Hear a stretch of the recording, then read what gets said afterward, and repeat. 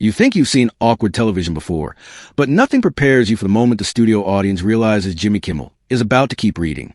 By the next morning, clips from the broadcast are everywhere. News panels replay the same 7-second reaction in slow motion. Comment sections split into camps within hours. One side calls it comedy. The other calls it a disaster that never should have happened live. But the reason millions keep rewatching the footage has almost nothing to do with the jokes. It's the silence sitting between them. The studio lights inside the theater feel colder than usual that night. Even before the cameras roll, something about the room moves differently. Crew members speak in shorter sentences.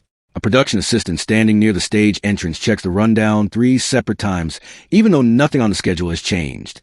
The band finishes a warm-up note and lets the sound fade naturally instead of cutting it off. Jimmy Kimmel is already seated behind the desk, still watching. He flips one page over without looking down. A black folder rests near his coffee mug, closed, untouched, but close enough for the front row to notice. Then the side stage curtain parts. Donald Trump steps through the opening with the familiar rhythm of someone who expects every room to rearrange itself around him. His walk is deliberate, heavy at the heel, the kind of movement that claims space before words ever arrive. The applause begins loudly but unevenly, spreading to the audience in scattered waves instead of one clean eruption. He pauses halfway to the chair. One hand adjusts the cuff of his jacket. The other smooths the front of his tie. Then he lowers himself into the seat across from Kimmel, spreading into it slowly, shoulders wide, chin slightly raised, his body settling into furniture the way water settles into a container it already believes belongs to it. His eyes lock onto Kimmel immediately. Flat, confident, evaluating. The smile arrives a second later. Amazing ratings tonight, Trump says, glancing toward the crowd before looking back at Kimmel. Probably the biggest audience you've had in years. So, congratulations. You needed me. Laughter breaks across parts of the audience. Nervous in some sections. Genuine in others. Kimmel says nothing. Trump leans further back. That's the thing, he continues. People tune in when something important is happening. Otherwise, these shows disappear. They become background noise. Still nothing from Kimmel. A woman near the aisle folds her arms tightly across her chest. 2 rows behind her, a man stops smiling before anyone else does. Trump keeps going. He talks about ratings, about crowds, about relevance, about how every late-night host secretly depends on him while pretending not to. Without me, he says, pointing casually toward the audience, half these people would already be asleep. A few people laugh again, but the sound doesn't travel as far this time. Kimmel remains motionless except for his fingertips tapping once against the desk. Trump notices. That changes the rhythm. He begins speaking faster. The confidence is still there, but now it arrives with force behind it, like someone pushing harder against a door that should already be open. You guys pretend you're brave, he says. You sit behind a desk and throw jokes around because that's easier than dealing with reality. Silence. A camera operator near stage left slowly lowers one shoulder, as if trying to reduce his own presence inside the moment. Trump smiles again, too quickly. But I'll tell you this, he says. Nobody controls a room like I do. Nobody. Kimmel finally moves. Not dramatically. Just enough. He reaches for the black folder beside the mug and slides it an inch closer. The room changes with the movement. The shift is subtle but physical, like air pressure changing before a storm reaches a shoreline. Kimmel's voice comes low. Calm. Interesting, he says. Because tonight isn't really about control. It's about architecture. The word hangs there. Unexpected. Trump's expression tightens for the first time.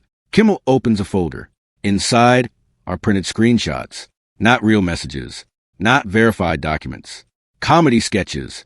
Satirical rewrites. The audience doesn't know that yet. Kimmel lifts the first page. For legal reasons, he says evenly. These are obviously parody. Laughter ripples lightly through the room. Trump relaxes half an inch. Then Kimmel starts reading. Text 1, he says. If he starts another rally speech at dinner, I'm hiding the dessert menu. A stronger laugh this time. Trump smirks. Barely. Kimmel flips the page. Please tell him the remote control is not classified information. More laughter.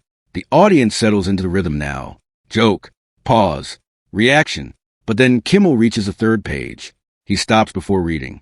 Not for effect. For timing. The band members glance toward each other without speaking. A stagehand near the curtain suddenly becomes very interested in the floor. Kimmel looks up. This next one, he says quietly, is probably my favorite. Trump's jaw shifts slightly. Kimmel reads, "Every conversation becomes a press conference eventually. Sometimes I miss talking to a human being." The laughter doesn't arrive immediately. Instead, the room pauses, not because the line is cruel, because it sounds personal. Trump straightens in his chair. "That's not funny," he says. Kimmel nods once. "Maybe not," he replies. Another silence. A man in the fourth row removes his glasses and rubs the bridge of his nose while staring at the stage. Someone near the back lets out one uncertain laugh before stopping halfway through it. Trump leans forward now. "You know what late night is now?" he asks. "People reading fake things because they ran out of talent." Kimmel folds the page carefully. "That's possible," he says, "but satire usually works because it brushes against something recognizable." The audience reacts differently this time. Not louder, sharper. Trump's fingers press against the armrest. His posture shifts again. The confidence remains, but it has started reorganizing itself into defense. Then Kimmel reaches under the desk. The movement is slow enough that several people in the crowd lean forward instinctively. He pulls out another folder. Red this time. Trump notices immediately. "What's that?" he asks. Kimmel places it on the desk without opening it. "Research," he says. The audience laughs. Trump doesn't. Kimmel opens a folder and removes enlarged screenshots from old interviews, public comments, and tabloid headlines spanning decades. Nothing illegal, nothing secret. Just years of public statements arranged side by side. A timeline. Kimmel gestures toward the screen behind them. The graphics department cuts to a split-screen montage prepared earlier that afternoon. Quotes, interviews, magazine covers, clips from old television appearances. The alignment is what catches people. Not the jokes, the repetition, the pattern. Kimmel speaks more slowly now. "Different decade," he says. "Different audience. Same performance." Trump interrupts immediately. "Everybody performs on television. That's the business." "Exactly," Kimmel replies. Another pause. The band remains perfectly still. No transition music. No rescue. Just the sound of studio air moving through ceiling vents. Kimmel presses a button beneath the desk. An audio clip begins playing through the studio speakers. It's Trump from an old entertainment interview years earlier, laughing casually while talking about publicity. Doesn't matter what they say. The younger voice says through the speakers, as long as they keep watching. The clip ends. Kimmel doesn't smile. "That might be the most honest thing ever said on television," he says. The audience reaction comes unevenly. A few claps, then silence again. Trump shakes his head. "You people take comedy too seriously," he says, but his breathing has changed. Slightly heavier now, visible at the shoulders. Kimmel sets the papers down carefully. "No," he says quietly. "People take performance seriously, especially when performance becomes infrastructure." There's the word again. Infrastructure.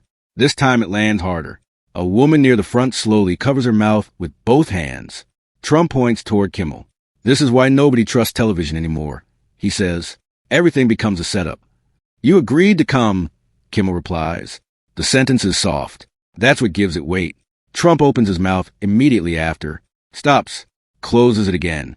The audience notices. You can feel the realization moving through theater row by row, like lights turning on inside separate apartment windows. Not an explosion. Recognition. Kimmel leans back slightly. "The interesting thing," he says, "is that people aren't reacting to the jokes anymore. They're reacting to the pauses between them." Nobody laughs at that line, because it's true. The stage suddenly feels smaller than it did 20 minutes earlier. Trump looks toward the crowd, instead of at Kimmel now, then toward the cameras, then back again. His fingers drum once against a chair before stopping mid-motion. A makeup artist watching from behind a monitor later says that was the moment the energy changed completely. Not when the jokes landed, not when the audience laughed, when the movement stopped. Kimmel closes the red folder. "I think that's enough for tonight," he says. The audience exhales almost collectively. Not relief. Release. Trump stands first. Fast. Too fast. The chair rolls backward several inches before a stagehand catches it. "You know what?" Trump says, forcing a smile back into place.